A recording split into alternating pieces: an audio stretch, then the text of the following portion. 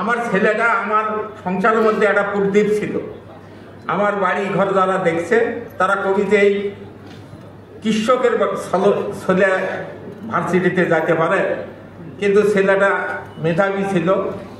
ওই 8 লাইন থাকি মানুষের ছেলে টিউশনি করায়।